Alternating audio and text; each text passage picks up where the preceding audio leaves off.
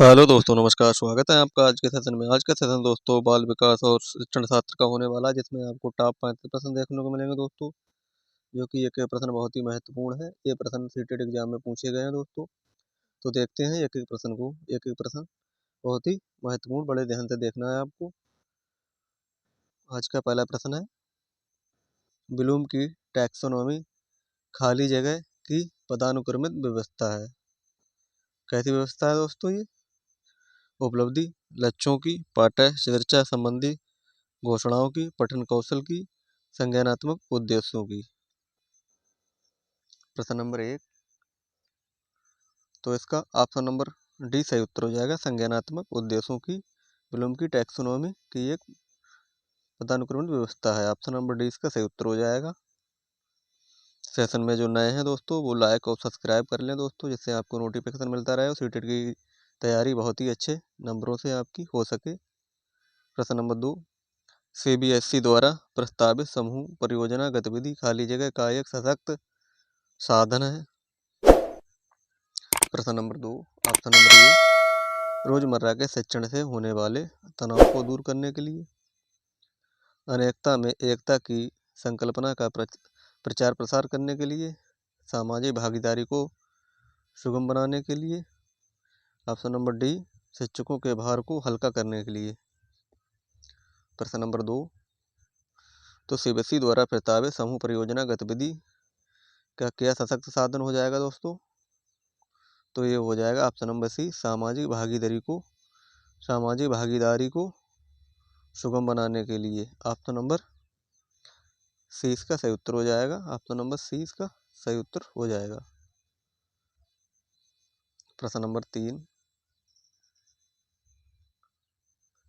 जब बच्चे प्राप्त की गई सूचनाओं की व्याख्या करने के लिए अपने अनुभवों के आधार पर सोचते हैं, तो उसे खाली जगह क्या कहा जाता है? सृजनात्मक सोच, अमूर्त सोच, मूर्त सोच, प्रतिक्रियावादी सोच। जब बच्चे प्राप्त की गई सूचनाओं की व्याख्या करने के लिए अपने अनुभवों के आधार पर सोचते हैं, तो उसे क्या कहते हैं दोस्तों? तो उसे कहते हैं सृजनात्मक सोच। ऑप्शन नंबर ए इसका सही उत्तर हो जाएगा। इसी प्रकार के प्रश्न आते हैं, बड़े ध्यान से देखना है और आपको कमेंट बॉक्स में बताना है कि आपने इन प्रश्नों में कितने सही किए हैं। प्रश्न नंबर 4, जीन पियाजे के संज्ञानात्मक विकास के सिद्धांत के अनुसार परिकल्पित निगमनात्मक तर्क किस अवधि में विकसित होता है? संवेदी चालक अवस्था, पूर्व संज्ञानात्मक अवस्था, मूर्त संक्रियात्मक अवस्था, डी अमूर्त संक्रियात्मक अवस्था। प्रश्न नंबर 4, तो दोस्तों ये क्या हो जाएगा? अमूर्त संक्रियात्मक अवस्था। ऑप्शन नंबर डी इसका सही उत्तर हो जाएगा। प्रश्न नंबर 5, परिवार एवं पास पड़ोस बच्चों के सामाजिकरण की कैसी एजेंसियां हैं? द्वितीय एजेंसियां, मनोवैज्ञानिक एजेंसियां, प्राथमिक एजेंसियां, मध्य एजेंसियां। परिवार एवं पास पड़ोस बच्चों के सामाजिकरण की कैसी एजेंसियां हैं दोस्तों ये? तो दोस्तों ये प्राथमिक हो जाएंगी। ऑप्शन नंबर सी इसका सही उत्तर हो जाएगा, प्राथमिक एजेंसी। प्रश्न नंबर 6, बच्चे के उचित विकास को सुनिश्चित करने के लिए उसका स्वस्थ शरीर का विकास महत्वपूर्ण पूर्व आवश्यक है। ये कथन किसने कहा?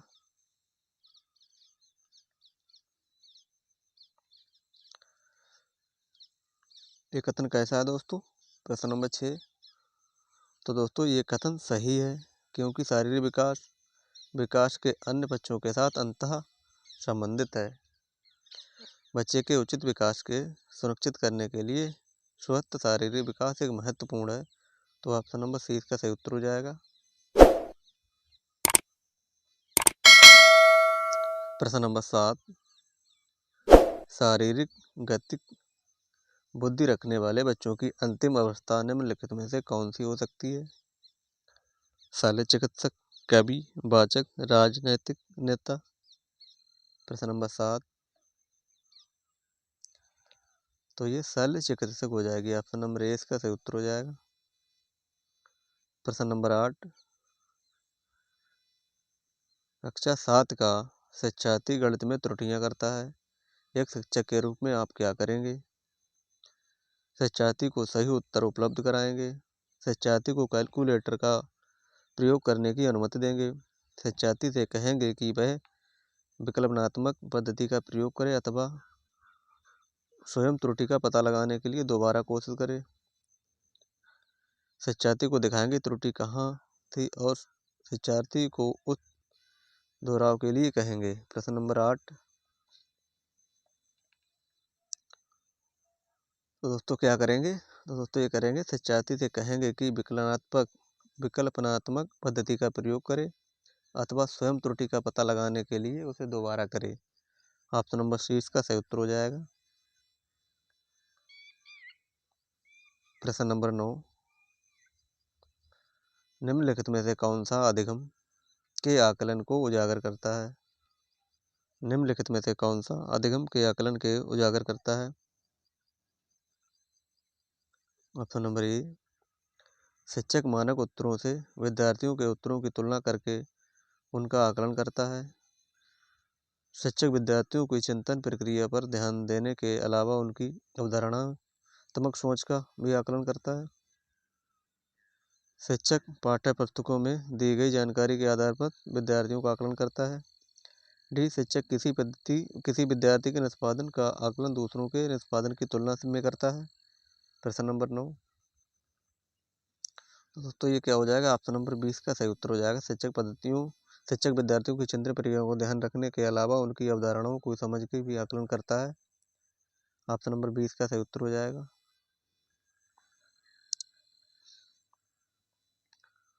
प्रश्न नंबर 10, जब आप शिक्षक समूह से जुड़ जाते हैं और अपने समूह के अन्य लोगों की तरह पोशाक धारण करने लगते हैं तो आप प्रदर्शन कर रहे होते हैं। किसका कर रहे होते हैं? समूह आज्ञाकारिता का, समूह निर्देश अनुपालन का, समूह की अनुरूपता का, समूह की पहचान का। प्रश्न नंबर 10, तो समूह की अनुरूपता का पालन कर रहे होते हैं दोस्तों। ऑप्शन नंबर सी इसका सही उत्तर हो जाएगा। प्रश्न नंबर 11, अधिगम अक्षमताएं क्या है? सामान्य या उससे अधिक बुद्धि लब्धांग वाले बच्चों में पाई जाती हैं, समय व हस्तक्षेप के स्वरूप की उपेक्षा करते हुए भी अपरिवर्तनशील नहीं होती, वस्तुपरक तत्व तथा सांस्कृति की इनमें कोई भूमिका नहीं होती, पठन अक्षमता के उपाय। प्रश्न नंबर 11, तो प्रश्न नंबर 11 का ऑप्शन नंबर ए, सामान्य या उससे अधिक बुद्धि लब्धांग वाले बच्चों में पाई जाती हैं। ऑप्शन नंबर ए इसका सही उत्तर हो जाएगा। प्रश्न नंबर 12, एक उच्च प्राथमिक विद्यालय के संरचनात्मक कक्षा कक्ष में अपने स्वयं के आकलन में विद्यार्थियों की भूमिका में निम्नलिखित में से क्या देखा जाएगा? प्रश्न नंबर 12, एक विस्तृत दिशा निर्देश बनाना कि किस प्रकार के विद्यार्थियों की उपलब्धि तथा कक्षा में प्रतिष्ठा को अंकों के साथ सहसंबद्ध किया जाएगा। ऑप्शन नंबर बी, शिक्षण अधिगम में आकलन की भूमिका को नकारना। ऑप्शन नंबर सी, विद्यार्थी अपने आकलन को एकमात्र निर्धारण करेंगे। ऑप्शन नंबर डी, विद्यार्थी अध्यापक के साथ आकलन करने के लिए योजना बनाएंगे। तो इसका क्या ऑप्शन हो जाएगा? ऑप्शन नंबर डी इसका सही उत्तर हो जाएगा। विद्यार्थी अध्यापक के साथ आकलन के लिए योजना बनाएंगे। ऑप्शन नंबर डी इसका सही उत्तर हो जाएगा। प्रश्न नंबर 13, सतत और व्यापक मूल्यांकन की योजना में व्यापक शब्द खाली जगह के अलावा निम्नलिखित के द्वारा समर्थित किया जाता है। ए, जेपी गिलफोर्ड की बुद्धि संरचना का सिद्धांत, ए, लेल थ्रस्टन का प्राथमिक मानसिक योग्यताओं का सिद्धांत, बुद्धि लब्धि सिद्धांत, बहुबुद्धि सिद्धांत, सूचना परिक्रमण सिद्धांत। प्रश्न नंबर 13। तो प्रश्न नंबर 13 का ऑप्शन नंबर ए सही उत्तर हो जाएगा। प्रश्न नंबर 14 है, निम्नलिखित में से कौन सा सिद्धांत पाठ योजना में शामिल नहीं है? योजना की दृढ़ता, शिक्षार्थियों का ज्ञान, उद्देश्यों की स्पष्टता, शिक्षण का ज्ञान। प्रश्न नंबर 14 पाठ योजना में शामिल नहीं है, तो दोस्तों क्या हो जाएगा? ये योजना की दृढ़ता। ऑप्शन नंबर ए इसका सही उत्तर हो जाएगा। ये पाठ योजना में शामिल नहीं है।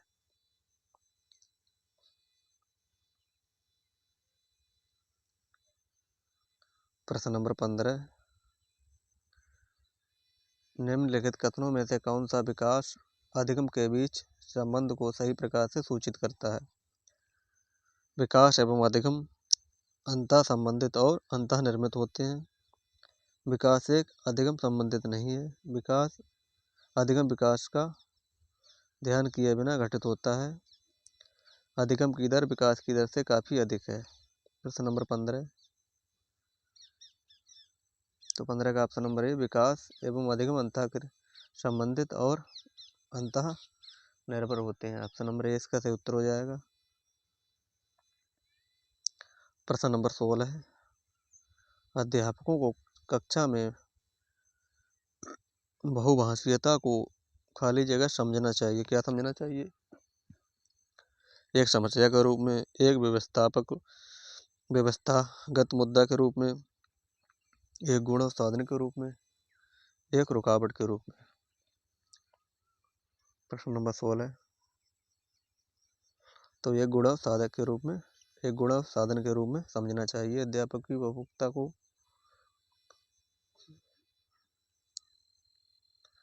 प्रश्न नंबर 17, कक्षा तक पहुंचने वाली बच्चों की भोली अवधारणाओं को जानना क्या कहलाता है?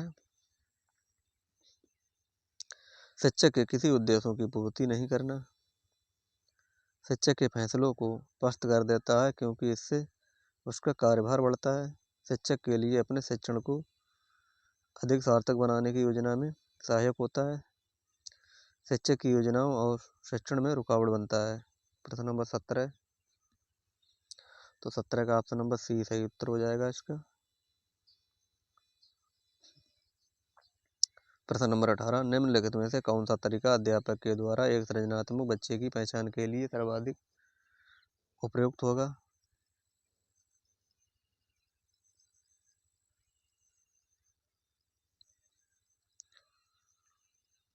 तो ऑप्शन नंबर बी बच्चे का विस्तृत रूप से अवलोकन करना, विस्तृत रूप से उस समय जब वह समस्याओं को हल करता है। ऑप्शन नंबर 20 का सही उत्तर हो जाएगा।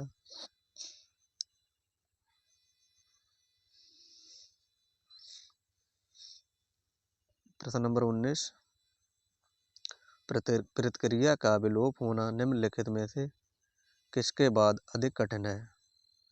आंशिक पुनर्बलन, निरंतर पुनर्बलन, दंड, मौखिक भत्सना। प्रश्न नंबर 19, प्रतिक्रिया विलोप होना निम्नलिखित में से किसके बाद अधिक कठिन है? तो ऑप्शन नंबर ए इसका सही उत्तर हो जाएगा आंशिक पुनर्बलन। ऑप्शन नंबर ए इसका सही उत्तर हो जाएगा। प्रश्न नंबर 20, सीखने खाली जगह आकलन और अनुदर्शन के बीच खाली जगह दृढ़ीकरण द्वारा सीखने को प्रभावित करता है। का अंतर का भिन्नता के लिए संबंधों के लिए अंतर। प्रश्न नंबर 20, तो इसका ऑप्शन नंबर सी के लिए संबंधों। ऑप्शन नंबर सी इसका सही उत्तर हो जाएगा। प्रश्न नंबर 21, जब बच्चे एक विषय संख्या में पुस्तकें पढ़ते हैं तो उन्हें एक प्रमाण पत्र दिया जाता है। यह रणनीति शायद अधिक समय तक काम ना करे क्योंकि। प्रश्न नंबर 21, यह संभवतः बच्चों को केवल प्रमाण पत्र प्राप्त करने के लिए पुस्तकों को पढ़ने के लिए तरफ ले जाता है। ऑप्शन नंबर ए इसका सही उत्तर हो जाएगा। पुस्तकालयों में बहुत अधिक पुस्तकों को खरीदने की आवश्यकता होगी। गलत।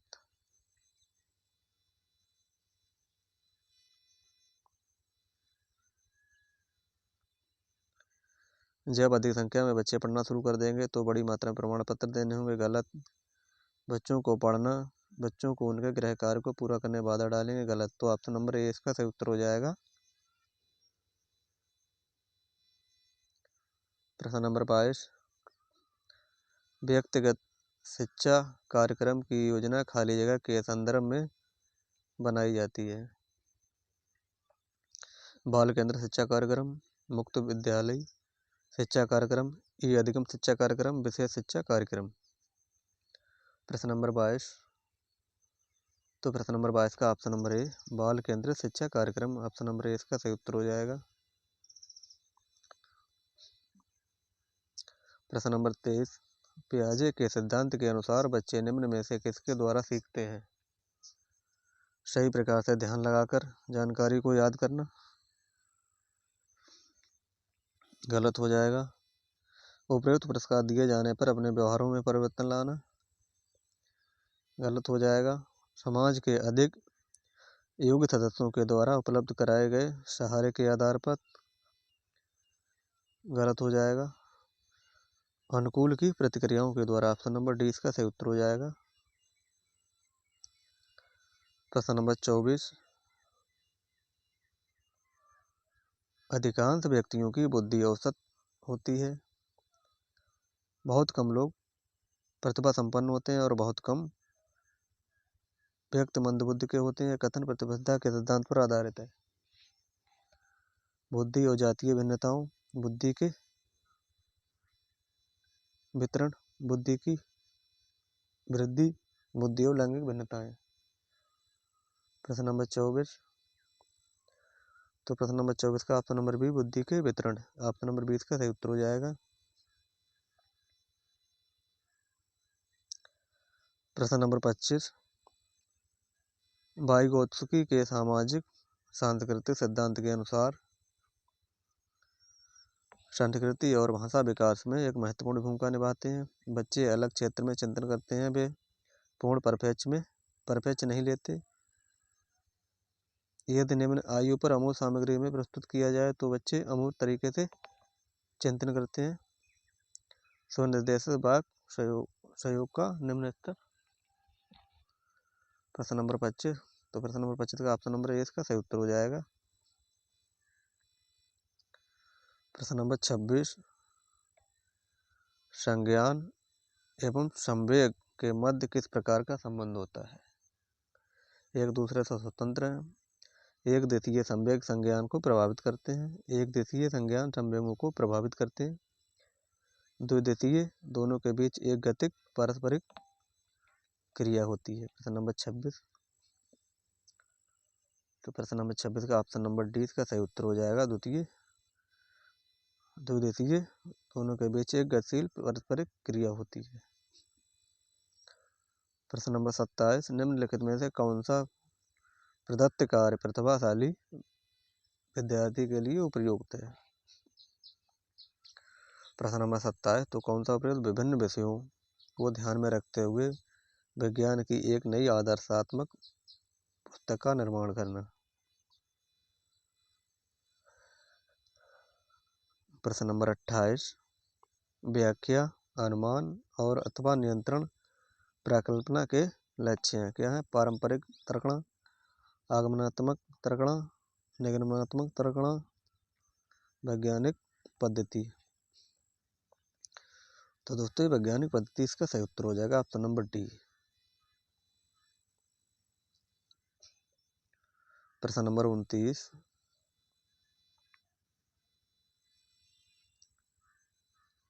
शिक्षार्थी में बहुत भिन्नताएं होती हैं, इनके लिए शिक्षक को संवेदनशील होने की आवश्यकता है। प्रश्न नंबर 29,